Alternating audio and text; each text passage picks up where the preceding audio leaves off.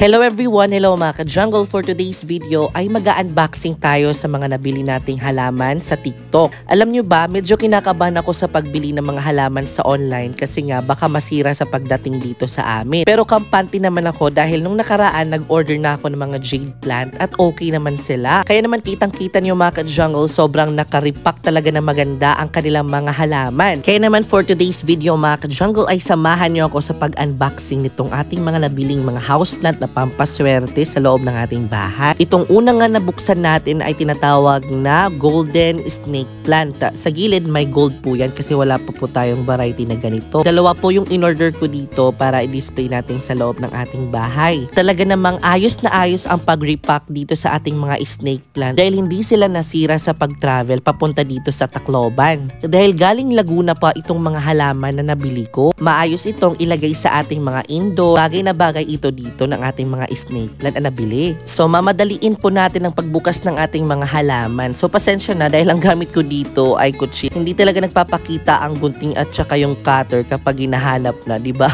Ang pangalawa naman na binili ko dito ay tinatawag na Prince Orange Philodendron. Ang ganda po ng kanyang mga dahon, sobrang dami na. At ang sunod naman na bubuksan natin mga ka-jungle ang tinatawag na Philodendron Birkins. Alam nyo ba, gustong gusto ko nitong magkameron kaya naman bumili ako dito sa online. Napakaganda nito dahil nga white variegated po yung kanyang mga dahon. Kaya naman nag-order ako para i-display dito sa ating bahay. At ang sunod naman, wala pa ako nitong flower na ito. Million flower ang tawag dito.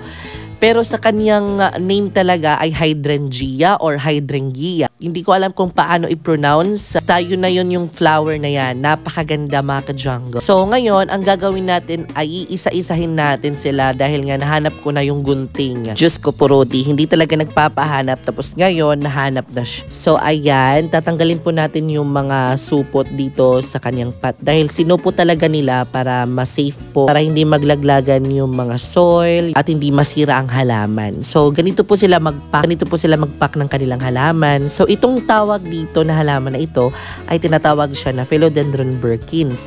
Isa po sa mga rare na mga philodendron at small philodendron lamang po ito. Hindi po sila lumalaki, di katulad ng ibang mga philodendron. Ang kinaganda dito ay mabilis lamang po sila alagaan at hindi kahirap-hirap alagaan.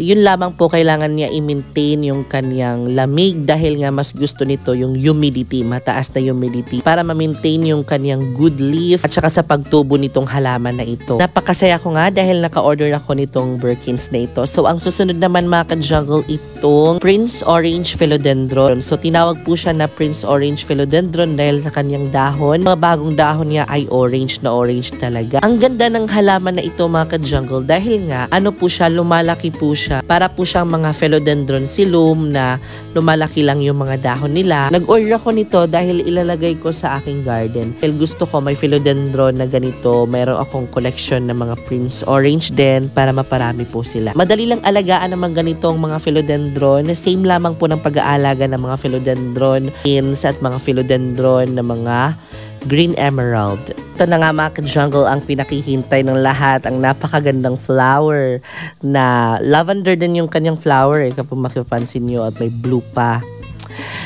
at green, white. Napakaganda ng hydrangea or million flowers. Tinawag ito na million flower kasi nga million po kapag meron po kayo nito sa inyong mga bahay. Napakaswerte nitong halaman na ito. Kaya naman ugaliin na meron kayo sa 2025. So bubuksan po natin. Maganda po ang pagpack ng ating million flower o hydrangea. Hindi ko po alam kung paano i-pronounce. Kindly correct me if I'm wrong.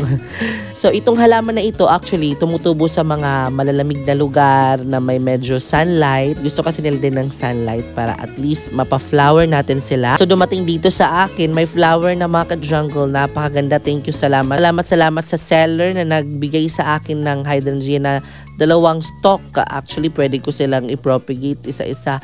Ilalagay ko ito sa aking garden, hindi dito sa loob ng bahay dahil nga flowering plant ito. So, kontento naman ako sa pagbili dito dahil may flower na siya. Napakaganda mga ka-jungle. So, ang sunod naman natin ang golden honey na mga sansevieria. This is a long sansevieria actually. Napakita ko na yan sa kanina. Itong mga sansevieria or snake plant, nakapak talaga sila at nakatanim dito sa maliit na pot. Ililipat natin sa susunod. Magbibidyo din po tayo niyan. So, alam nyo ba, meron na silang 3 stock nito. At okay naman, napakalinis ng sansevieria, hindi po siya madumi. Siguro naman healthy din po yung kanyang soil. Sana nga, kasi i-check ko pa yan kapag healthy or hindi yung soil.